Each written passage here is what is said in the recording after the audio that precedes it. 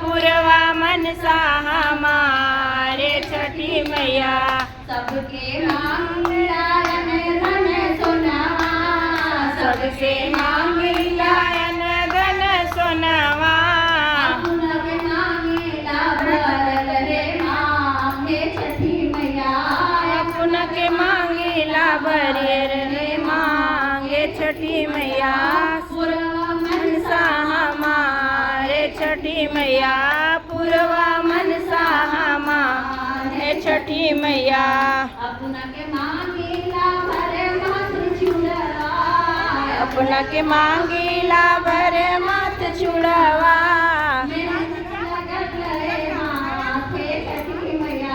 मेहंदी भरल रहे हाथे छठी मैया। पूरवा मनसा हमारे छठी मैया।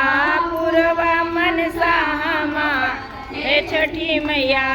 अपना के मांगेला लाली चुनरिया, अपना के मांगिला लाली चुनरिया। गोतिया भरल रहेला रे छठी मैया। गोदिया भरल रहेला ये छठी मैया। गोदिया भरल रे छठी मैया। पूरवा ये छठी मैया। नरियर ऐसन पुतवा मांगे, नरियर ऐसन पुतवा मांगे। घोड़े लगे के पतो रे छठी मैया। घोड़े रंग के पतो ए छोटी मैया। पूरवा मनसा हमारे छठी मैया।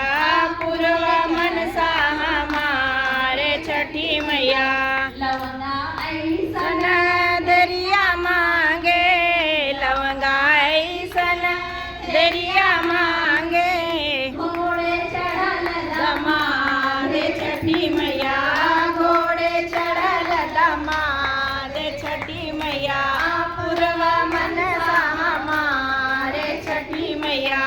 पूरवा मनसा हमारे छठी मैया। जन्मो जन्मो पूजा मांगे, जन्मो जन्मो पूजा मांगे। अनुपम भक्ति तोहारे छठी मैया। दैदा भक्ति अपारे छठी मैया। दैदा भक्ति हमारे छठी मैया। पूरवा मनसा हमारे छठी मैया। बोलो